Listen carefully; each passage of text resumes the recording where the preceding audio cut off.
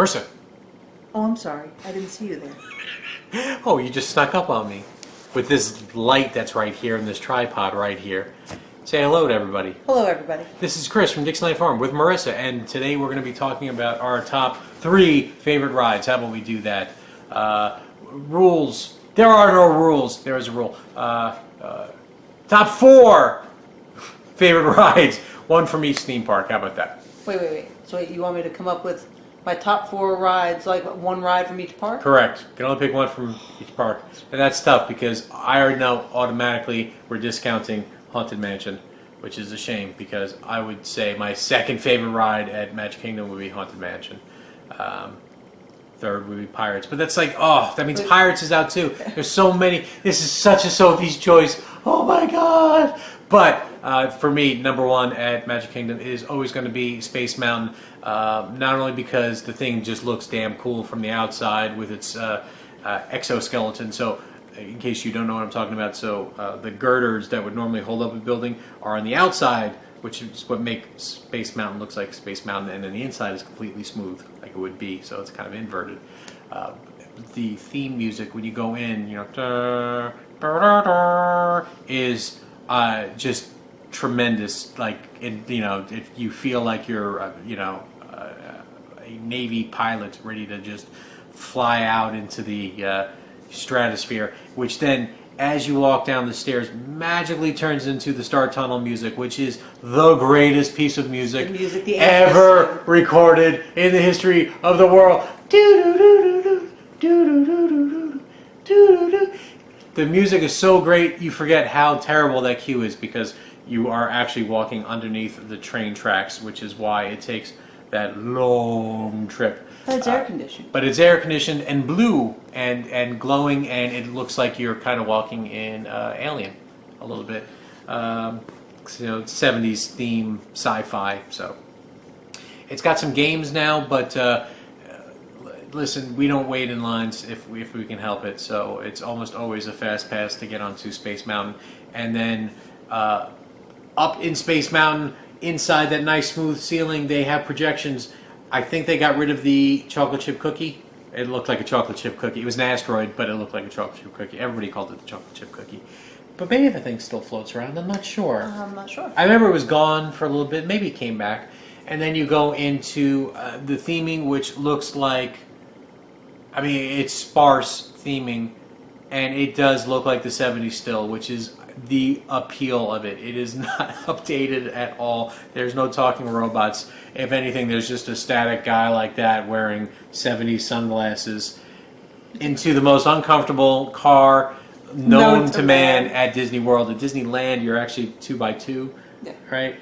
You're sitting next to each other. In this, you are oddly with your straight-legged out. Straight-legged out with your crotch right behind the head of another stranger.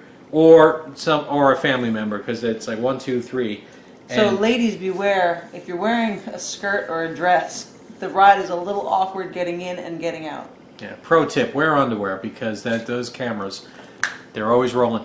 And the ride itself, as I've gotten older, it is become more herky-jerky, break your spine. I don't care. It is still an amazing ride. You're only going like 26 miles per hour in it, but it feels like 100 because it's all in the dark. You don't know which way the track's going. It's clanky and you feel like you're going to smack your head on the girders overhead. Right. Yeah, it's nice. Bar none. The greatest. The queue at the end is gotten a little bit better. The exit has gotten a little bit better, and it's got the Goodyear ramps. The speed ramp. The speed ramp, which is always, it's just a Disney thing. It's nowhere else has those things. Because I don't even think the walkways like in airports are those. Well, it is, but it's not a ramp. It's just. Well, they're not bouncy. I mean, you know, the Goodyear ones are bouncy because it's Goodyear, I guess. And it's to waste your time. They've got cameras pointing at you at a green screen, so you get to watch everybody, you know, like that on the way. The greatest ride in Magic Kingdom. I've spent way too long talking about it. I was excited. I'm sorry. It's a solid ride. But let's go to Marissa's choice, which is even better. Probably even for most better. people, but that's my favorite ride in the Magic Kingdom is also my favorite ride in all the land. it is Splash Mountain. Why? So Splash Mountain. How do I love you? Let me count the ways. One, it's a really long ride. 13 minutes? It's a very long ride, and so you're getting a lot of ride for your time spent in line. One of the things I don't like about it is a lot of that line is outside, so it can be a little hot. But whatever. The theming, awesome. It's like being in the cartoon. It's themed after the film Song of the South, and I don't think a lot of people realize that. Some people realize it bigly. It's not the racist part of Song of the South. It's the kind of whimsical, musical, talking bunny rabbit version of Song of the South. But I like it because it's a long ride. It's a log flume by design, and even as a kid, log flumes were always my favorite ride in any theme park, Six Flags, what have you. I like it. There's several drops in the ride. There's a couple of little small ones. In fact, my favorite isn't even the great big, leave your stomach at the top of the ride drop at the end. My favorite is the one that's in the middle. The dark one. The one that goes down into the dark, and then you're in the tunnel with the jumping fountains in the cavern.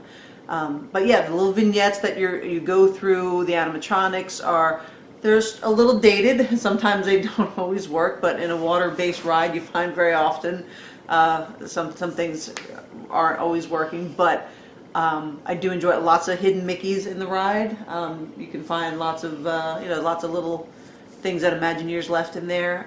I really, really enjoy it. And also a great ending. I mean, great ending, catchy music throughout the whole thing. I mean, you have gospel singing chickens or roosters and ladies, chickens on a whatever. riverboat.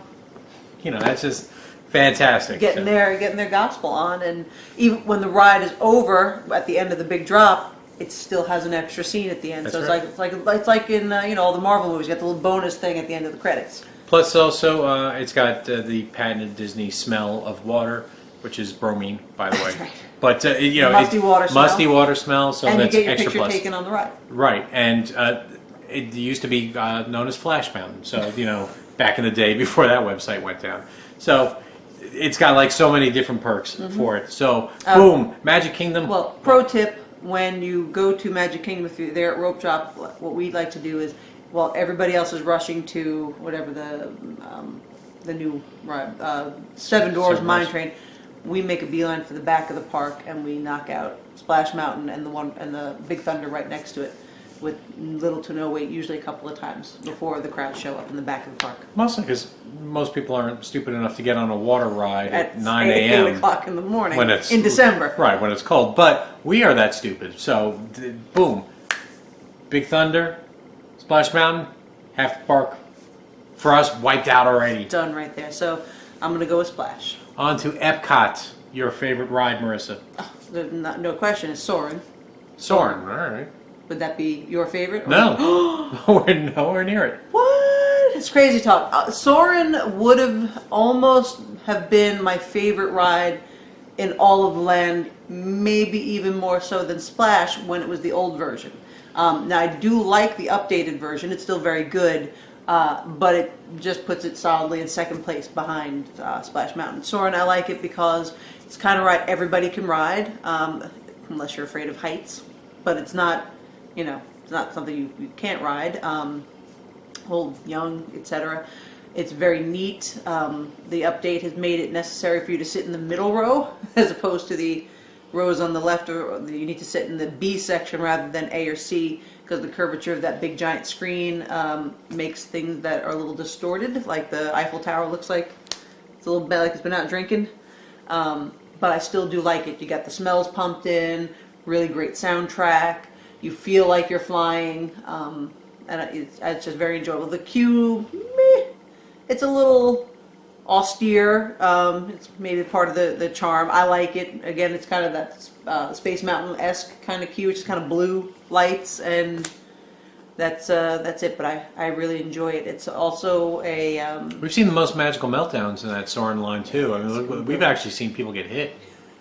Like, not kidding, so good stuff. That's cool. It's like a show before the show. Absolutely, because it has nothing to do with us, so, go for it, family that's breaking up. All right, so for me, it really is a toss-up. Grand Fiesta Tour or Spaceship Earth. I love them both so much, but I think I'm going to give the nod to Spaceship Earth, Jeremy Irons version, or even the current Judi Dench version. Both fine, because there's always something new to see. Whether it's seeing recycled presidents, in the Middle Ages scenes and stuff like that, or seeing the mousetrap game all set up, behind the couch. Seeing the 70s disco computer lab lady with her funky skirt. Keep waiting for that dude to finish painting that ceiling. He's been working on it for a long time. You get to smell the barbecue smell when Rome's burning. You get the inaccurate thank the Phoenicians. I mean, there's just so much to love about Spaceship Earth. You got the big reveal when you get to the top of the Earth, at the top of the globe. Plus, most importantly, it's such a nice sit down in the dark. You don't have to do anything. You don't have to think, or you can.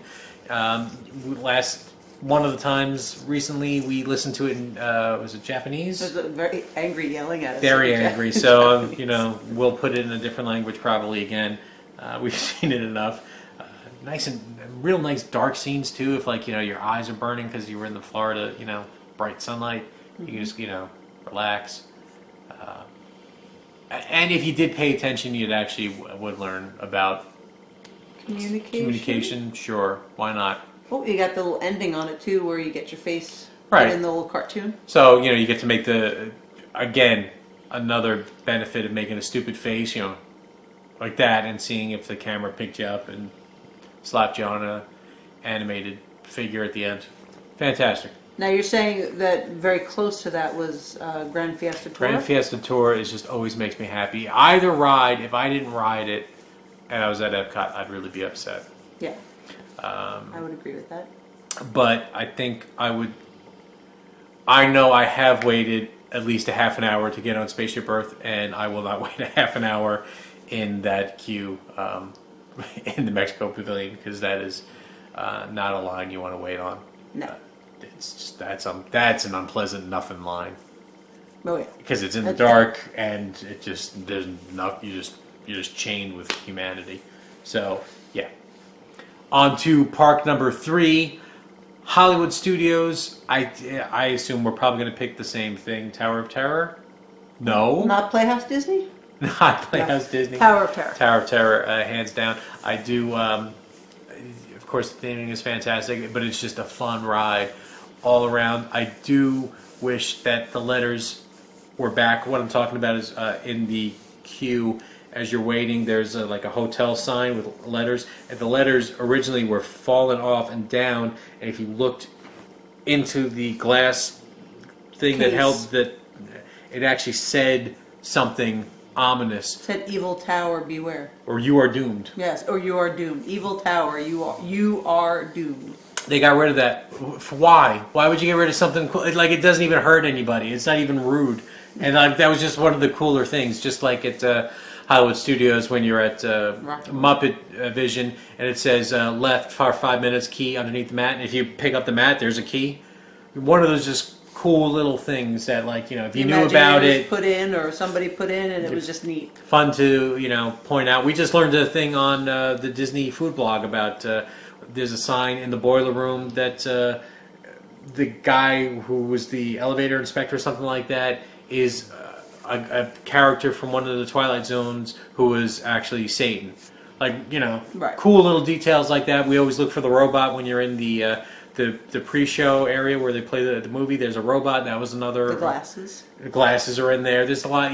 We're not huge Twilight Zone people, but we are huge Twilight Zone Tower of Terror people, so we've gone backwards. It does have a great queue in general. I think it has a really well-themed queue. Even the outside part, before you get into the building, looks like the garden of an old, rundown, 1920s era hotel. It's really neat. And then when you get inside, everything is meticulously cobwebbed and dusty, and looks like things were just left in the middle of. There's a chess game that's in the middle of being played, and there's teacups and stuff out that it looks like people were there at some point, and then everybody just kind of vanished, and the hotel just fell into ruin. And then you go into the library, you have the little pre-show in the library, and then boom, you're in the boiler room, which is, listen, I'm an adult that's a scary boiler room. Like, you're like, this feels real. Like, we shouldn't be down here. It always feels kind of wrong. And there's one cast member who's been there like forever, and he's like usually in the videos that you see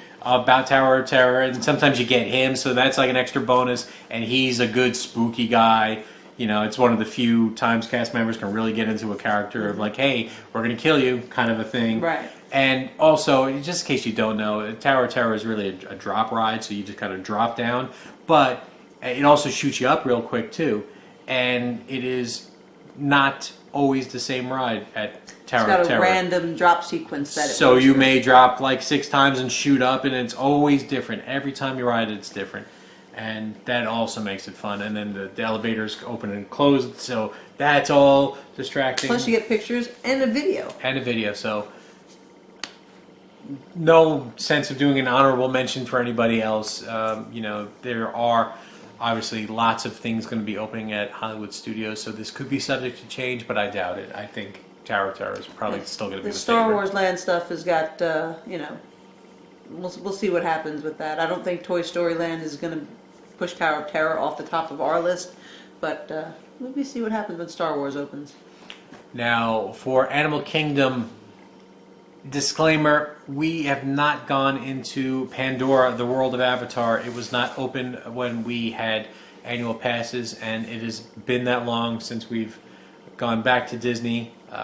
We decided to skip to wait for constructions to kind of finish, one of the things being Avatar and Toy Story Land. So by the time we get back into Disney, Toy Story Land will be open, and other things will be open, hopefully. So we have not ridden Flight of Passage. Flight of Passage. Or the Navi River. Well, no one's going to pick River Journey. No one's going to pick that one as Tower. So probably same thing. It's probably going to tie for both of us too. I'm going to assume that you are also going to pick Expedition Everest as your favorite ride. Yeah, that's just a great ride. So I always feel bad for people who did not get to see the Yeti in its full glory. In case you don't know what I'm talking about, in the middle of a ride, it's all based around the legend of the Yeti. It's a roller coaster, and you go backwards at some point. The track moves, you're in the dark, and you go into a cave, and then eventually you see a full size, like life size. well, bigger than life size. It was like several 12 stories tall. It was like, yeah, at least 12 to 20 feet. I don't, it's hard big to get. guy. But it was an animatronic, and the thing would grrr, it would like actually go and grab at you. And what happened was the ground that they built the entire ride on, I settled and shifted, and part of that became unsafe. Like I think cracked his foundation, but because the thing that holds him, the pedestal or whatever that he's on, is inside the mountain, which they then built around him. They can't get to it to fix it. So they'd have to dismantle the entire everything, like all the track and the mountain and everything, just to get to him. So what he's now known as Disco Yeti. So it just flashes. there's a strobe light on him. As you drive past. You don't get the full him moving and growling and snarling, and now you get just kind of a glimpse as you drive by. There are some people who swear they see it move because of the way the flashing lights are. He's not moving. He's not moving. But it's a very impressive animatronic. Even still, we were very fortunate to see it back when it was operational. Right. And it's just a fun roller coaster. But even besides the roller coaster, the theming in the line, even if there was no roller coaster at all, and you spent a half hour just in the line, you would have gotten your money or time's worth, because there is just amazing detail in the ride, and even on the Fast Pass line, which is a different line, and It's like walking through a museum, like a museum of the Yeti and Sherpa guides, and the history of like Nepal and the mountain, and it's just the artifacts that they put in there. And they went to Nepal, I think, to and study the Himalayas. in the Himalayas, and it's amazing the way it looks when you're there. For those few minutes, you're not in Florida. You were at the Air Base Camp getting ready to head up the mountain. It's really neat. I mean, this ride really is Joe Rohde's crowning achievement. So he's the Imagineer. I mean, he was really the Imagineer of Animal Kingdom entirely. But this ride in particular is all about Joe Rohde, and it is just an amazing ride all around. top to bottom, and it is a different experience at night too. For a long time, you didn't get to ride it at night. Now that the park is open at night, completely different at night. Still amazing. Just amazing. Yeah, it's a great ride. No loops. Doesn't have loops in it. It's a it's a fast moving roller coaster. It doesn't have any corkscrews or anything crazy like that. So it's a very it's an attainable roller coaster for people who may not be huge roller coaster fans or afraid of stuff. It's not like Rock and Roller Coaster, but I think it might even be better than Rock and Roller Coaster because it has that theme, it has that story, it has stuff to look at, and it's just really, really well done. Favorite ride, absolutely. So that's going to do it from us at Dixieland Farm. Thank you so much for watching. Two Disney nerds talk about Disney stuff. Take care. Bye. Bye.